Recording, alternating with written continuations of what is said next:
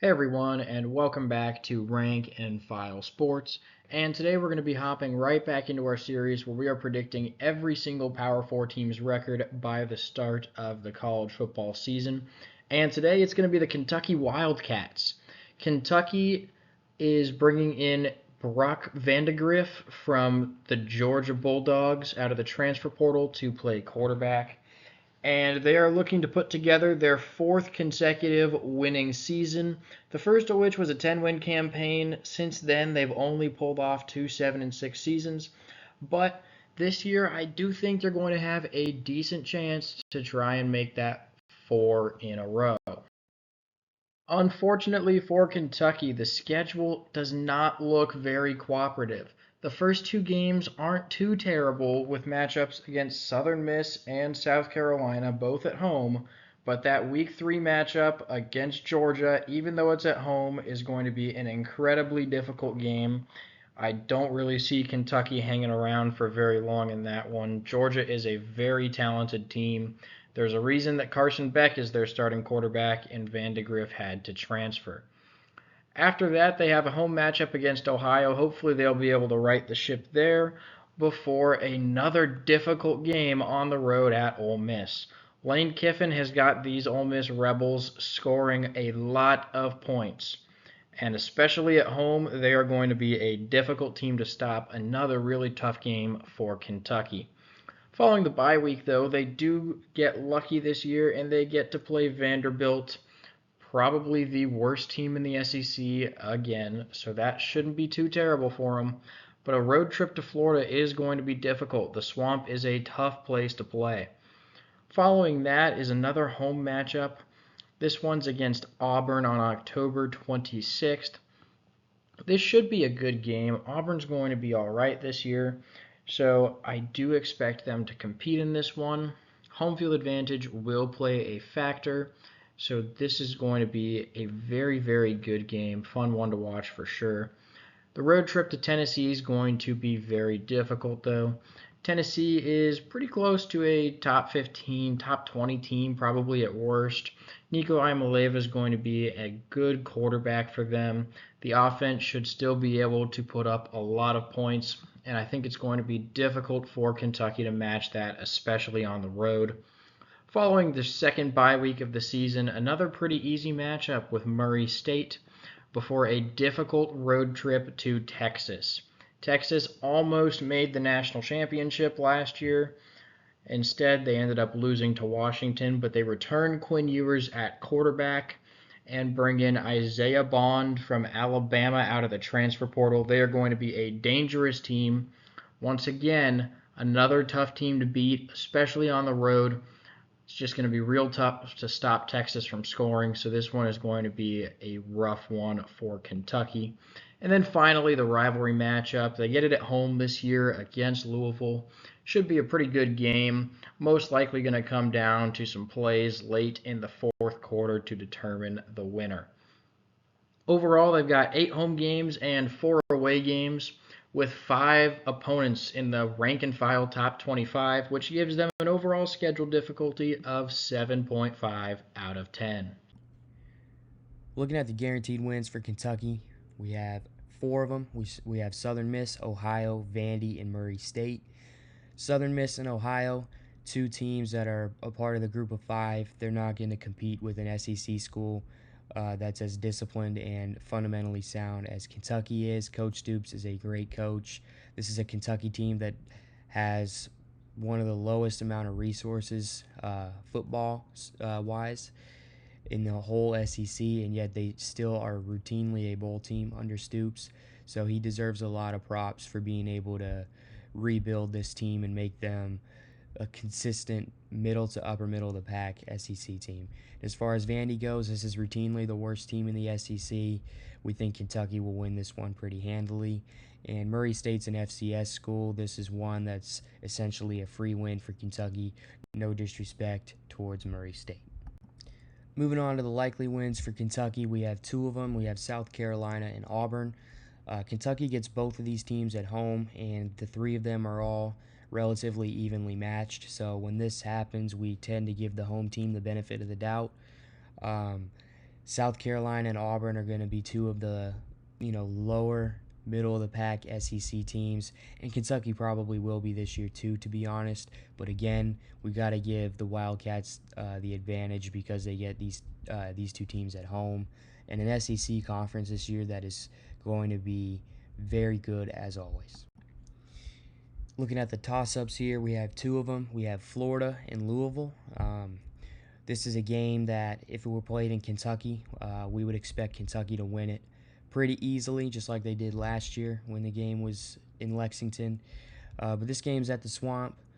We know how tough the Swamp is to go play at, even when Florida has a down year. I mean, we saw it last year when Florida State came to Gainesville, and they really struggled until they pulled away late in the fourth. And Florida State was a considerably better team than Kentucky is this year. Last year, even without Jordan Travis. So we think that considered, we have to give Florida just a slight advantage in this one, even though it really could go either way. And looking at Louisville, this game's in Lexington. Louisville is the better team, but again, with the home field advantage on senior day for Kentucky in rivalry week, we actually do have Kentucky winning this one, unfortunately for Louisville fans. So we have to consider, the home field effect, especially with rivalry week. So toss-ups, Florida and Louisville. We have Kentucky beating Louisville and losing to Florida. Looking at the likely losses, we have two of them. We have Ole Miss and Tennessee. Ole Miss very well could win the SEC this year, and we don't expect Kentucky to be able to compete with them for longer than a half. So we got to consider Ole Miss's potential of making the college football playoff and maybe a run at a national championship when we're looking at whether or not Kentucky has a chance. And because we think that Ole Miss is very likely going to make the college football playoff, and they're a dark horse national championship contender, we think Kentucky doesn't have much of a window here to pull off the upset. As far as Tennessee goes, this one's a little bit more likely for Kentucky to be able to win, but Tennessee is such a tough place to play. They have a five-star quarterback who's starting his first full season as a Vols quarterback, and Coach Josh Heupel is a brilliant offensive mind. When the game's in Neyland and Tennessee has a better team, it's really, really unlikely in our view that Kentucky goes in and wins. And finally, we have two guaranteed losses for Kentucky this year. They're Georgia and Texas. We really don't see a scenario in which the Wildcats are able to beat either one of these teams. Georgia is arguably the best team in college football, and Texas is probably the third best team in college football. So when you have a team like Kentucky, who's a decent but not great SEC school, it's pretty much impossible that they're going to be able to win this game, especially against Georgia. But Texas looks like it's a 0.5 out of 10 chance for Kentucky to win. Moving on to the schedule recap. Like I mentioned earlier, the first two games against Southern Miss and South Carolina should be wins for Kentucky. Neither of those are too terrible. However, the home game against Georgia is most likely going to be their first loss of the season. They do have it at home, which gives them a slight chance, but I really just don't see it happening. This one will probably be over by halftime. I believe they'll get a bounce-back win with Ohio, but then drop their second game of the season, moving to 3-2 on the road against Ole Miss. Following the first bye week of the season, I think they'll pick up their second SEC win of the season with a home win against Vanderbilt. And then that road trip to Florida, as mentioned earlier, the Swamp is a tough place to play. I think it's going to be pretty close, but I like the Gators in this one, dropping Kentucky to 4-3. Another bounce-back win, though, at home against Auburn. It's going to be another close game. We do have Kentucky winning.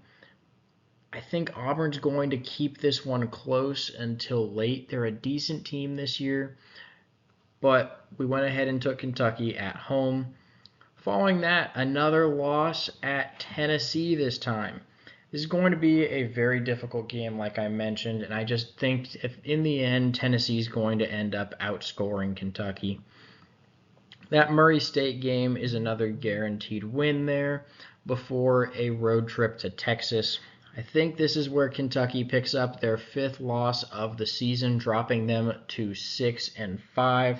However, in the rivalry matchup, we do have them beating Louisville at home. I think the Cardinals are going to be favored, but we took Kentucky to win it at home and finish out the season at 7-5, securing a bowl game and their 4th consecutive winning season.